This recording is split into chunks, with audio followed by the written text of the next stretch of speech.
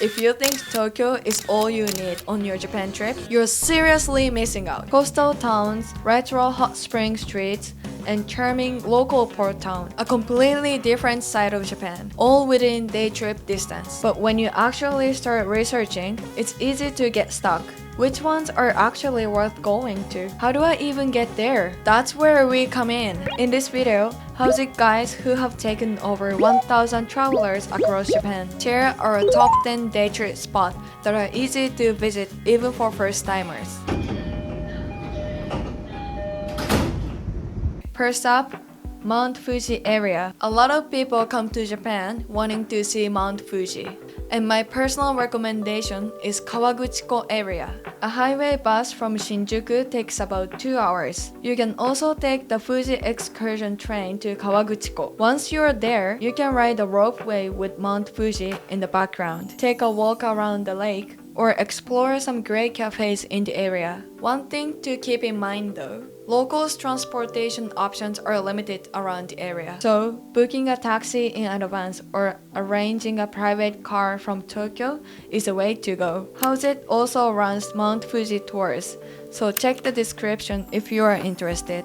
The area is very popular with foreign visitors, so some photo spots can get quite crowded. The best season is autumn through winter, when the air is clear and you can see Fuji capped with snow. And if you visit, make sure to stop by Oishi Park.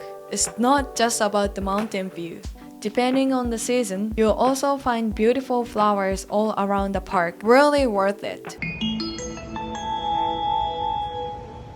Next up is Kamakura, a coastal town that's easy to reach from Tokyo. Getting there takes about an hour by train from Shinjuku. The transfers aren't too complicated either, so it's a great first day trip option. Kamakura is packed with Japanese history. Tsurugaoka Hachimangu Shrine and the Great Buddha at Kotokuin are both must-sees. You can also jump on the charming Enoden local train and head out to Enoshima, a small island just along the coast. Around Kamakura Station, Komachidori Street is great for food walking and pick up some souvenirs. And while you are there, make sure to try shirasu. Fresh white-baked rice balls are a local specialty and absolutely worth ordering. One heads up! Kamakura is popular with both foreign visitors and Japanese tourists, so weekends can get really busy. Weekends are much better if you can manage it. For those of you who want to cover the classic spots but don't want to stop there, these are places with a different feel entirely. Local neighborhoods, traditional hot spring towns, and port cities that show you a side of Japan that's nothing like Tokyo. Next up is Yokohama, the easiest port town to get to from Tokyo. From Shibuya or Shinjuku, it's only about 30 to 40 minutes by train. One of the most accessible day trip on this list, and great option if you just want to ease into the idea of getting out of Tokyo. Yokohama has a different feel from Tokyo, a bit more relaxed with a stylish waterfront atmosphere that's hard to find in the capital. The Minatomirai area is a highlight, with beautiful views along the waterfront and great night scene too. Famous spots like the Yokohama Red Brick Warehouse and Chinatown are all close together, so it's very easy to cover a lot in a single day. And if you love food walking, Chinatown is the must. Chinese food there is genuinely delicious and a little different from what you'd find elsewhere in Japan. For a view from above, the Yokohama Air Cabin Ropeway gives you a great look over the harbor and the surrounding area. Yokohama is also a solid choice for families. The Cup Noodle Museum, the ropeway, the waterfront, there's plenty here that works for all ages.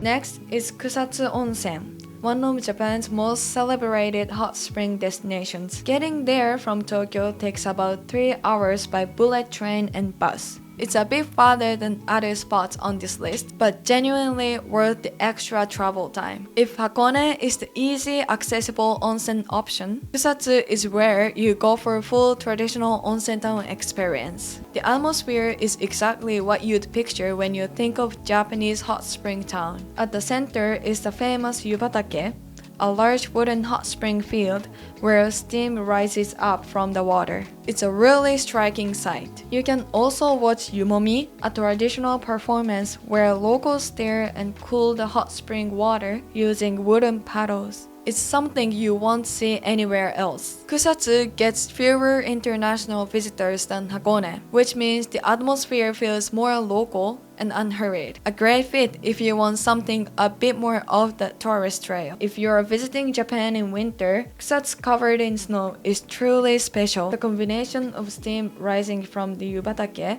and snow all around is one of those scenes that really stays with you. If you wanna go all in, consider staying at ryokan, a traditional Japanese inn. Soaking in onsen and sleeping in the traditional room takes the whole experience to another level. There are so many more great day trip spots in Japan beyond what we've covered so far. But figuring out the logistics can feel overwhelming. How do you get there? What's the best way to get around once you arrive? At Howzit, our experienced guides put together customized tours based on your interests and travel style, including spots like these that are a little harder to navigate on your own. If you want to go beyond the tourist trail and experience a more local side of Japan, check out the link in the description below. Next up is Atami, a seaside hot spring town with a lot of charm. From Tokyo Station, it's only about 40 to 50 minutes by bullet train, one of the easiest trips on this list. A great option if you want a hot spring experience without a long journey. What makes Atami special is a combination of retro onsen atmosphere and the ocean view, all in one place. Right around the station, there are food stalls and shopping street where you can try onsen manju, fresh seafood, and more. One of the most popular things to pick up is Atami pudding. The retro packaging is adorable, and it's a big hit with visitors. Compared to Hakone or Kusatsu, Atami feels a bit more casual. It's especially popular with younger travelers and couples. And here's a bonus. Atami holds a fireworks event throughout the years, which makes it a really special and very Japanese experience. This year's schedule looks like this. If your trip lines up any of these dates, it's absolutely worth planning around. From here, we're getting into the spots for those of you who want a more local side of Japan. Less touristy, more authentic. Port towns, retro streetscapes, and places with atmosphere you just won't find in Tokyo. Next is Misaki, a quiet port town in Kanagawa Prefecture. From Shinagawa Station, it takes about an hour and a half by train and bus. Not that far from Tokyo, but the atmosphere feels world apart. Misaki is famous for one thing above all else: tuna. The area around the port is packed with restaurants serving fresh tuna bowls and sushi. If you love seafood, this place is hard to beat. From Misaki, you can also head over Jogashima, a small nearby island with beautiful coastal scenery and nature walk. Misaki doesn't get as many foreign visitors as Kamakura or Hakone, which is exactly what makes it special. If you're looking for a genuinely local port town with calm and unhurried vibe, this one is well worth the trip. Next is Sawara, a town in Chiba Prefecture, sometimes called Little Edo. From Tokyo Station, it's about 2 hours by train. A bit of a journey, but the atmosphere you get when you arrive makes it worth it. What makes Sawara special is how well it has preserved its Edo period streetscape. Old buildings line the riverbanks, and walking through the town genuinely feels like stepping back in time. One of the most popular things to do is take a small boat ride along the river.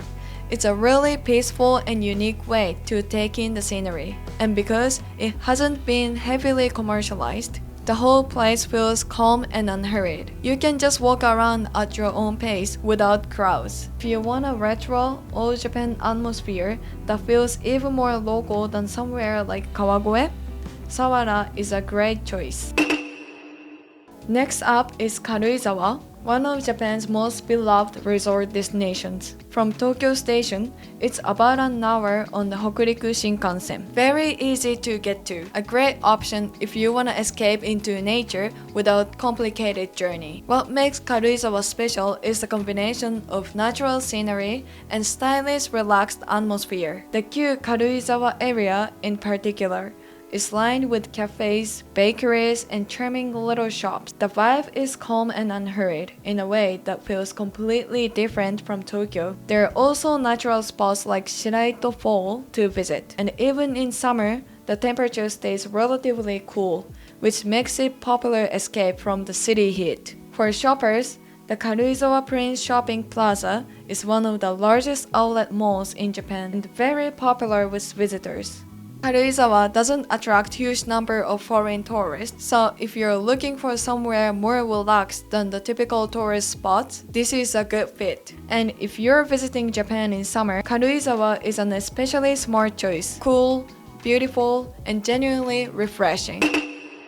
And last but not least, NIkko in Tochigi Prefecture. From Asakusa or Shinjuku, it's about 2 hours by limited express train. One of the most popular day trip from Tokyo for anyone wanting a mix of history and nature. The star of the show is Toshogu Shrine, a UNESCO World Heritage Site. The level of craftsmanship and decoration there is genuinely impressive. If you have a bit more time, Kegon Falls and Lake Chuzenji are just a short trip farther and offer stunning natural scenery. NIkko is also one of the best places in Japan to see fall foliage. It draws visitors from all over the country during the season. Whether you are into history, nature, or both, NIkko delivers.